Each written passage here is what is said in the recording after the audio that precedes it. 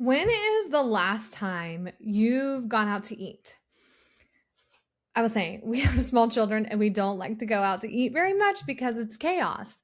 But maybe you had a date night. But when you go out to eat, you go to a steakhouse and you have an expectation of what food you're going to eat, right? You go to get sushi, you expect to get good sushi, right? When you go out to eat, you have an expectation of like the food that you're going to get and the experience that you're going to have, right? You know, when you go to McDonald's, you're getting fast food. When you go to, there's like a new Michelin rated Japanese bar out in Cocoa Beach here where we live, right? You know, that's going to be a different experience than a fast food restaurant. All right, you guys get it. So I think the same logic applies for seeing providers, especially functional providers, but can be hard to know like what kind of food are you going to get when you go there.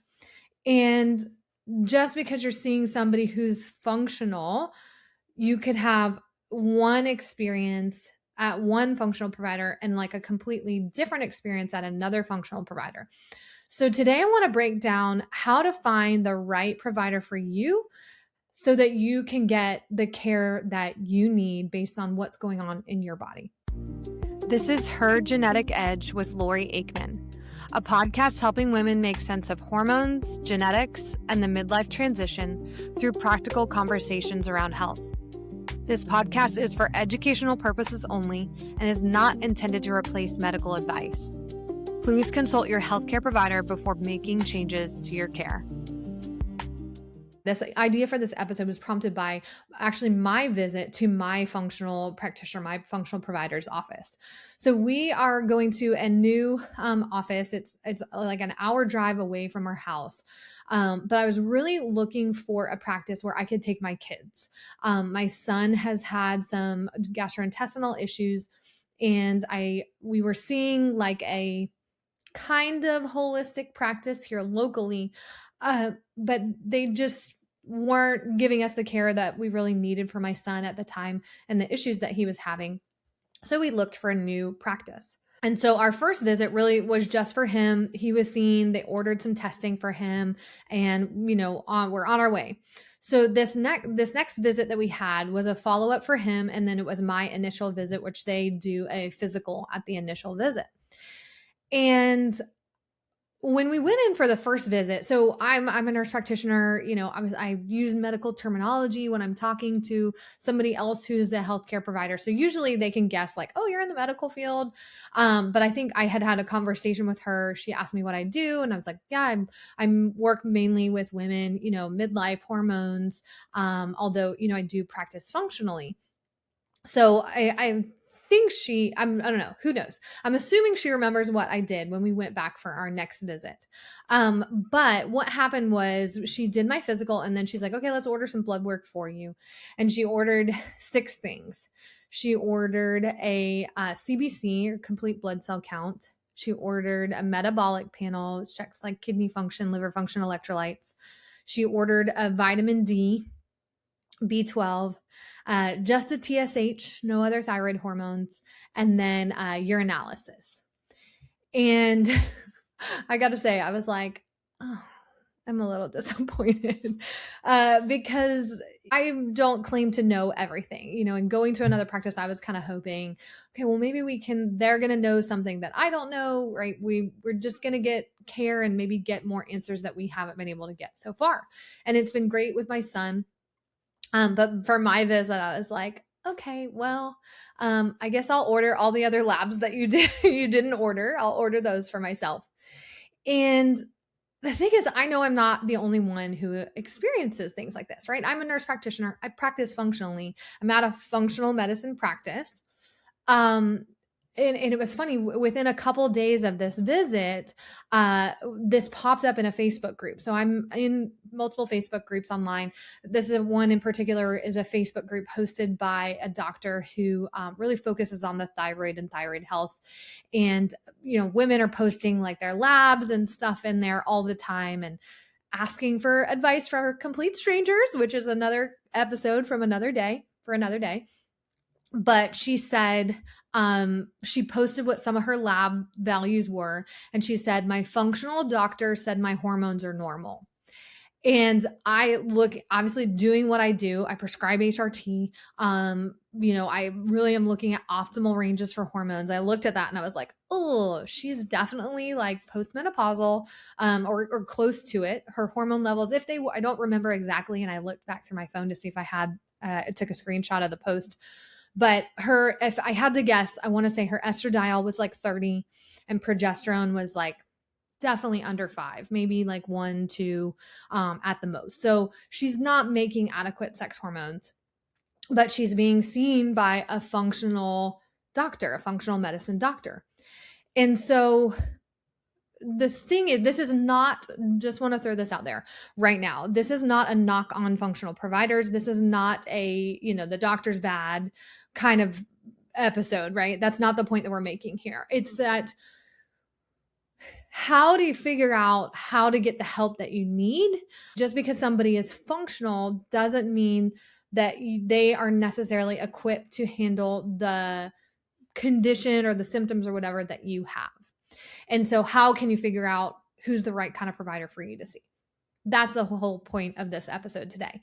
And the reason why I think this conversation is really important is because you might be that woman, like I said in the Facebook group, you might have gone to a functional doctor and they said everything is normal. And you're like, you might think, okay, I guess I just have to deal with it and this is normal, right? You might stop. If you're listening to this podcast, you're probably not the type of woman who just will go like, okay, I guess it's just me, right? You're probably going to keep looking for answers. But my goal is to help you to keep looking for answers and to find the help that you need. Okay. So let's talk about, I'm giving you a really practical checklist today of questions that you could ask in order to figure out if the whoever you're seeing is the right kind of person for you and can help you. One of the first questions I ask when I work with somebody is asking them what their goal is, because I can look at their labs and I can look at their symptoms and I can go, okay, we need to fix this and we need to fix this. But if that's not her goal, she's not going to feel like I helped her. Like I will say a lot of women, they have other things going on, but they're like, I just really need to lose weight. And if I lost weight, then I would feel better. And so I have to take that into account, even though I'm like, I know we need to fix your inflammation and like calm your nervous system down first before we can help your body lose weight. But her goal is to lose weight, right? So I think knowing, okay, this is my goal. And making sure you're like telling your doctor that and like communicating like, hey, is this plan that you're suggesting for me going to help me get to my goal? That's a great conversation to have, right? I think another thing to consider is just what stage of life you're in. I'm assuming that most people listening to this podcast episode are women. So understanding like what stage of life you're in because of how your hormones are going to influence things. The majority of the women that we work with, I would say, are in midlife, somewhere from late 30s up through their 50s. But I do talk to women who are in their early 30s or even 20s at times. And even women who are postmenopause, who are like mid to late 60s or 70s. So just understanding like what stage of life they're in and how what's going on with them hormonally might affect what's going on in their body. So that's something for you to just note as well. Another thing is, so one downside to the functional space is there's functional providers out there who are not actually licensed to prescribe medicine. Like they're not licensed providers. So there's lots of functional health coaches, functional nutritionists, I don't know what else, providers like that who are really going to be able to help you with lifestyle. Sometimes they can order labs and recommend supplements for you. But I would say something to consider as a woman in midlife. If you are wanting to be on HRT or you're open to HRT and just understand that balance, optimizing your hormones could potentially help your symptoms, you need to know if the person you're seeing can help you. Like they might need to refer, if you're working with a provider like that, that's okay. But just knowing you're going to have to get your hormones from somebody else. Okay. So just knowing like what type of provider are you seeing? There's lots of functional chiropractors. And I know I'm trying to think. There's functional naturopaths, and it can vary. I'm pretty sure chiropractors cannot prescribe medications in any state, but for naturopaths, there are some states where naturopaths can prescribe medication, and some states where naturopaths cannot prescribe medication. So, just kind of ask some questions about that. Then I think another question after that is, what is their specialty? Now this might not be when you go see a doctor's office, right? You're seeing family practice, or you're seeing cardiology, or you're seeing neurology. It might not be a lot of times functional providers, it's kind of broad, but they may have I think the practice we're seeing for my son, they do a lot of gut health, which is great because he has some gut issues. And so I'm happy we're there. But from my experience, okay, they're not really adept at hormones and helping women with their hormones.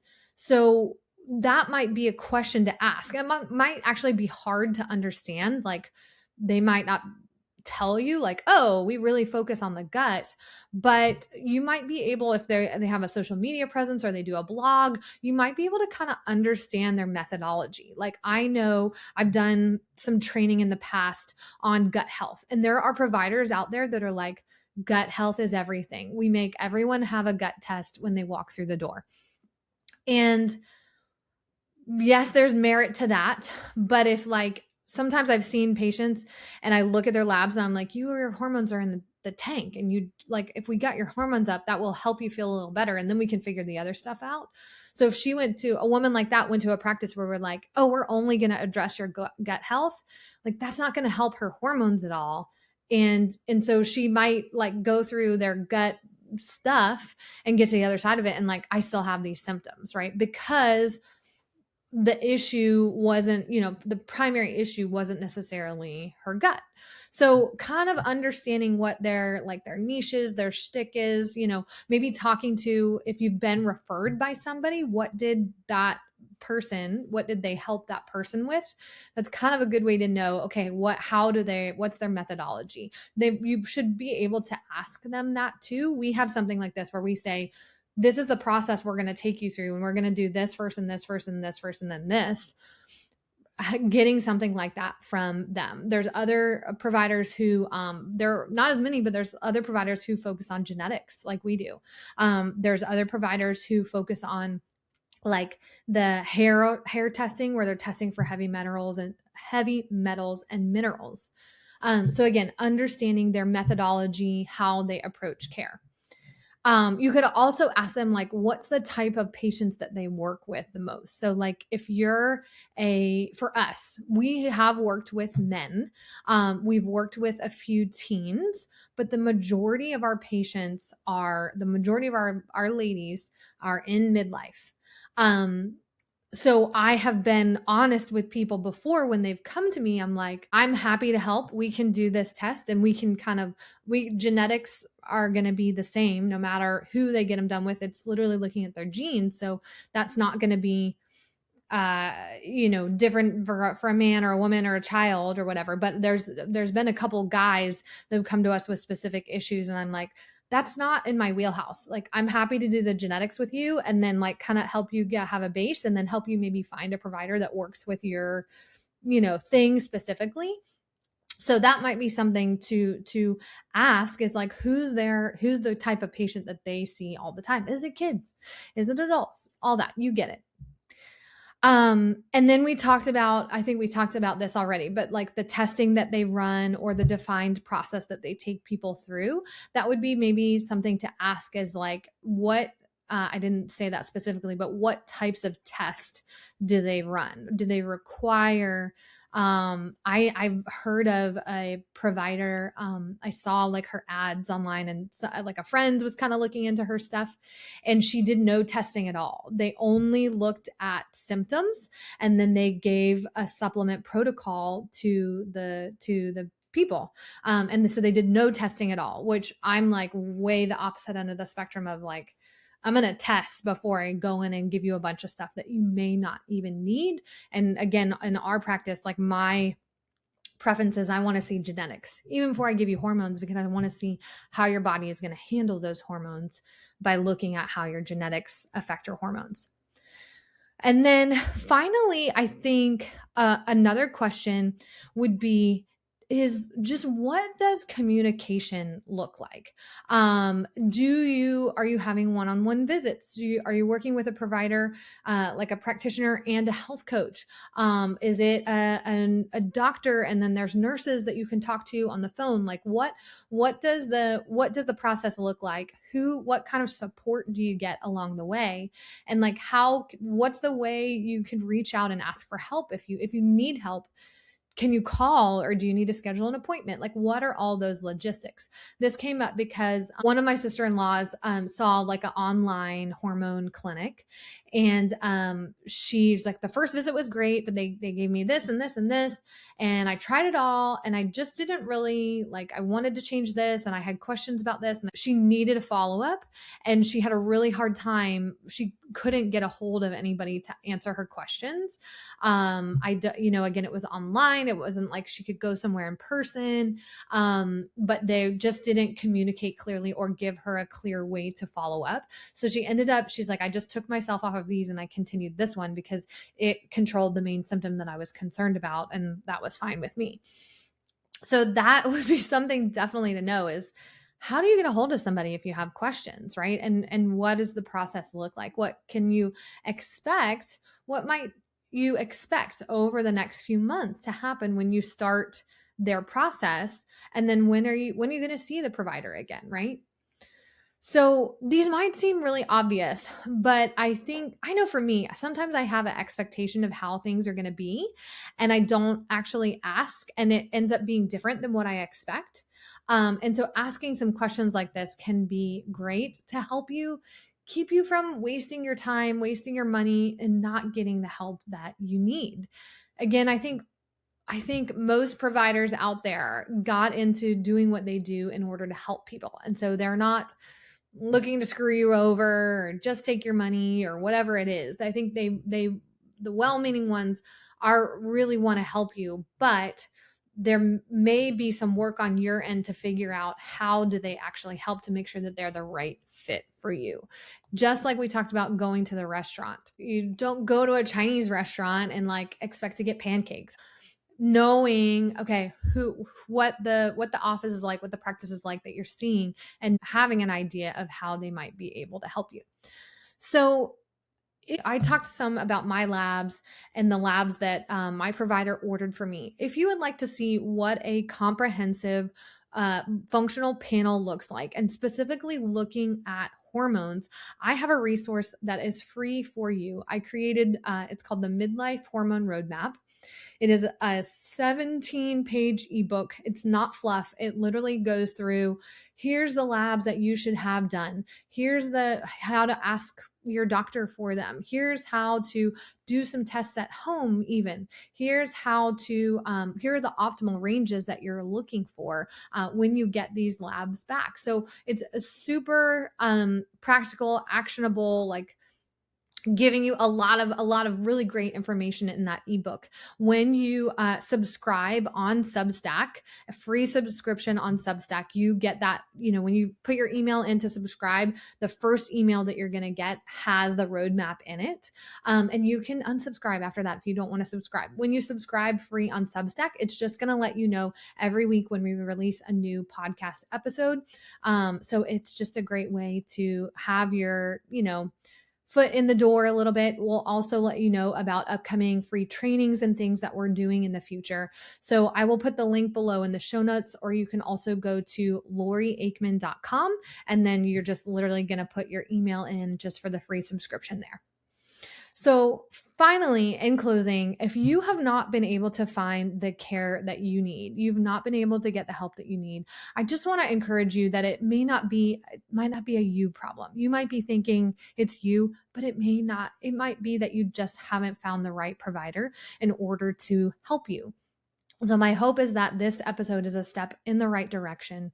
Once again, if you want to get that list of labs that you should be asking for, that you should be getting, make sure you grab that the Midlife Hormone Roadmap by subscribing free on Substack, again at laurieaikman.com, or you can click the link below in the show notes. And I will see you in the next episode.